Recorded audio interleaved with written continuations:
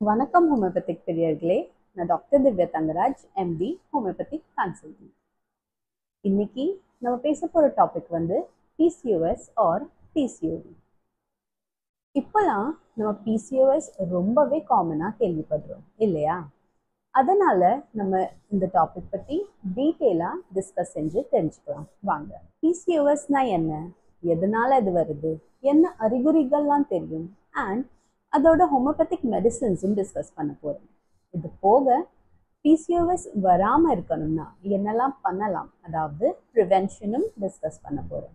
வாங்க இப்போ வீடியோக்குள்ளே போகலாம். PCOS or PCOD meaning polycystic ovarian syndrome or disease. என்னன்னு கேட்டிங்கன்னா, பாலிவேர்டுக்கு அர்த்தம் என்னன்னு பார்த்தீங்கன்னா மல்டிபிள் ஆர் நிறைய, சிஸ்ட்னா நீர்க்கட்டின்னு வச்சுக்கலாம். ஃபீமேல்ஸோட ஓவரீஸில் நீர்க்கட்டிகள் இருக்கிறது தான் பாலிசிஸ்டிக் ஒவேரியன் சிண்ட்ரோம். டாபிக் டீட்டெயிலாக எக்ஸ்பிளைன் பண்ணுறதுக்கு முன்னாடி ஃபீமேலோட menstrual cycle or period cycle, அதாவது மாதவிடாய் பற்றி டிஸ்கஸ் செஞ்சு இது நம்ம பீரியட்ஸை எப்படி அஃபெக்ட் பண்ணுதுன்னு பார்ப்போம். நம்ம உடம்புல ரெண்டு மேஜர் ஃபீமேல் ஹார்மோன்ஸ் இருக்கு, ஈஸ்ட்ரோஜன் அண்ட் ப்ரொஜெஸ்ட்ரான். இது ரெண்டுமே பேலன்ஸாக இருந்தால் நம்மளுக்கு நார்மல் பீரியட் சைக்கிள் இருக்கும் எவ்ரி மந்த். ஓவரீஸ் வந்து சிறிய அமௌண்ட்டில் மேல் ஹார்மோன்ஸும் சிக்ரீட் பண்ணும் நார்மலி. பிசிஓஎஸ்ல மேல் ஹார்மோன் அதிகமாக உற்பத்தியாகி ஃபீமேல் ஹார்மோன் கம்மியாகிட்டுனா இது ஹார்மோனல் இம்பேலன்ஸ் உருவாக்கி பீரியட்ஸ் இர்ரெகுலாரிட்டி வர ஸ்டார்ட் ஆகிடும். ஒவ்வொரு மாதமும் ஓவரி வந்து ஒரு ஓவம் ரிலீஸ் பண்ணும். இது ரிலீஸ் அண்ட் மெச்சூர் ஆகுறதுக்கு ரெண்டு ஹார்மோன்ஸ் ஹெல்ப் பண்ணும், FSH அண்ட் LH. FSHனா ஃபாலிக்கல் ஸ்டிமுலேட்டிங் ஹார்மோன் அண்ட் LHனா லூட்டினைசிங் ஹார்மோன். இது ரெண்டுமே நம்ம பிரெயின்ல இருக்கிற பிட்யூட்டரி கிளாண்ட்ல இருந்து ரிலீஸ் ஆகுது. நான் முன்னாடியே எக்ஸ்பிளைன் பண்ண அந்த ஹார்மோனல் இம்பேலன்ஸ்னால ஓவுலேஷன் நடக்காது, that is ovum release and mature ஆகாது. இந்த ப்ராசஸ் ரிப்பீட் ஆகி சிஸ்ட் ஆர் நீர்க்கட்டிகளாக மாறுது. இந்த சேம் ப்ராசஸ் ரிப்பீட் ஆகி நிறைய நீர்க்கட்டிகள் ஓவரீஸ்ல உருவாக ஆரம்பிச்சிருக்கு. அதுக்கு தான் இதை நம்ம பாலிசிஸ்டிக் ஒவேரியன் டிசீஸ்னு சொல்றோம். பேசிக்கலி இது ஒரு எண்டோக்ரைனல் டிஸார்டர், அதாவது ஹார்மோன்ஸோட ஃப்ளக்சுவேஷனால ஆகிற ஒரு டிஸார்டர். இப்போ நீங்க கேட்பீங்க, PCOS ஆர் PCODன்னு எப்படி நம்ம கன்ஃபார்ம் பண்ணலாம்னு. அதுக்கு நான் சொல்ல போகிற சிம்டம்ஸ்லேருந்து உங்களுக்கு எனி 2 சிம்டம்ஸ் கன்ஃபார்மாக இருந்துச்சுன்னா PCOS ஆர் PCODன்னு சொல்லலாம். ஃபர்ஸ்ட், பீரியட்ஸ் ரெகுலராக வராமல் இருக்கிறது. செகண்ட், மேல் ஹார்மோன்ஸ் அதிகமாக ரிப்போர்ட்டில் தெரியும். தேர்ட், ஸ்கேனில் PCOD ஆர் PCOSன்னு தெரியும். சரி, PCOS ஆர் PCOD இருக்குன்னு கன்ஃபார்ம் பண்ணியாச்சு, பட் உங்கள் மைண்டில் இது எதனால் வருதுன்னு ஒரு டவுட் இருக்கு. மெடிக்கல் சயின்ஸில் PCOD ஆர் PCOS இதனால தான் வரும்னு எதுவும் ஸ்பெசிஃபிக்காக ப்ரூவ்டு இல்லை.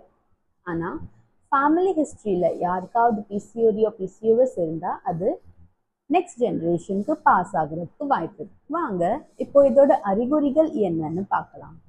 ஃபர்ஸ்ட், முன்னாடியே சொன்ன மாதிரி மேல் ஹார்மோன் கொஞ்சம் அதிகமாக இருக்கும் டெஸ்ட் ரிப்போர்ட்டில்.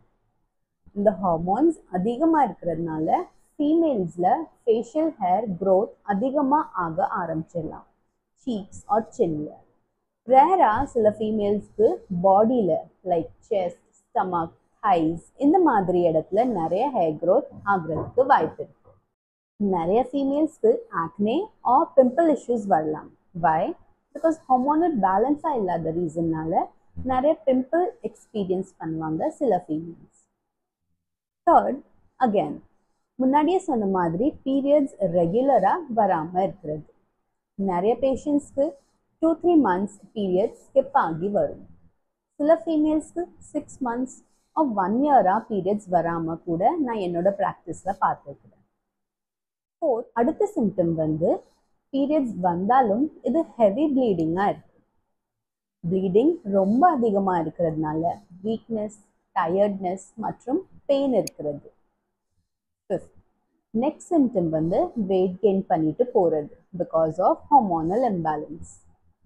இந்த மாதிரி நேரத்தில் பாடியோட மெட்டாபாலிசம் ரொம்பவே டிஸ்டர்ப் ஆகும். 6. அடுத்ததாக ஹைப்பர்பிக்மெண்டேஷன். நிறைய ஃபீமேல்ஸில் இந்த சிம்டம் பார்க்கலாம். நெக்கில், ஆம்பிட்ஸில் ஹைப்பர்பிக்மெண்டேஷன் இருக்கலாம். இதெல்லாம் தான் symptoms.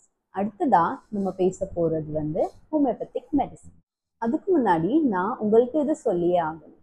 Homeopathy individual based medicine.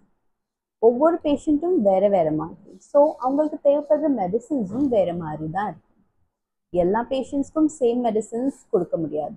So prescription இல்லாமல் நீங்கள் எந்த மெடிசின்ஸும் சாப்பிடக்கூடாது. நான் இப்போ சொல்ல போகிற மெடிசின்ஸ் ஒரு நாலேஜ்க்காக தான். இந்த மெடிசின் உங்களுக்கு பிசிஓடி ஆர் பிசிஓஎஸ் இருந்தால் உங்களுக்கு செட் ஆகுமான்னு கேட்டால் ஆகாது. அதனால தான் ஒரு நல்ல ஹோமியோபதிக் டாக்டரோட ப்ரிஸ்கிரிப்ஷன் இருந்தால் மட்டும்தான் எந்த ஹோமியோபதிக் மெடிசின்ஸும் எடுக்கணும். ஓகே, ஸோ பிசிஓடி பிசிஓஎஸ் பேஷண்ட்ஸ்க்கு ஹெல்ப்ஃபுல்லாக இருக்கிற மெடிசின்ஸ் பல்சட்டிலா, ஊஃபரினம், சினாஷியோ அண்ட் சிபிஆர். இதெல்லாம் தான் மெடிசின்ஸ். இப்போது நம்ம அப்படியே கொஞ்சம் ப்ரிவென்டிவ் மெஷர்ஸ் பற்றி பேசலாம். பிசிஓடி பிசிஓஎஸ் வராமல் இருக்கணும்னா என்னெல்லாம் பண்ணலாம்னு பார்ப்போமா? வெயிட் நம்ம கரெக்டாக மேனேஜ் பண்ணிகிட்டே வரணும். டயட்டில் பார்த்தோம்னா ரொம்ப ஸ்டார்ச் ஃபுட் இன்க்ளூட் பண்ணக்கூடாது. பொட்டேட்டோவாக இருக்கட்டும், அதிகமாக ரைஸ் சாப்பிட்றதா இருக்கட்டும், டெய்லி எக்ஸசைஸ் ரூட்டீனில் இன்க்ளூட் பண்ணணும். இது போக வாட்டர் இன்டேக் ஃபீமேல்ஸ்க்கு கரெக்டாக வச்சுக்கணும். இது எல்லாம் ஃபாலோ பண்ணிட்டு அதோட சேர்ந்து மெடிசன்ஸும் எடுத்துக்கணும். இந்த டாபிக் பற்றி இன்றைக்கி அவ்வளோதான். இந்த வீடியோ உங்களுக்கு ஹெல்ப்ஃபுல்லாக இருந்துச்சுன்னா கண்டிப்பாக கமெண்ட்டில் சொல்லுங்கள். பிசிஓஎஸ் பிசிஓடி ரிலேட்டட் ஏதாவது கொஷின்ஸ் இருந்துச்சுன்னா கமெண்ட் பண்ணுங்கள். இந்த வீடியோ பிடிச்சிருந்தா கண்டிப்பாக லைக், ஷேர் அண்ட் சப்ஸ்கிரைப் பண்ணுங்கள். என்னோடய அப்பாயின்மெண்ட் வேணும்னா 9363285482க்கு ஒரு வாட்ஸ்அப் மெசேஜ் அனுப்புங்க. ஓகே ஹோமியோபதிக் பிரியர்களே, அடுத்த வீடியோவில் சந்திக்கலாம். அது வரைக்கும் choose homeopathy, choose healthy life. நன்றி, வணக்கம்.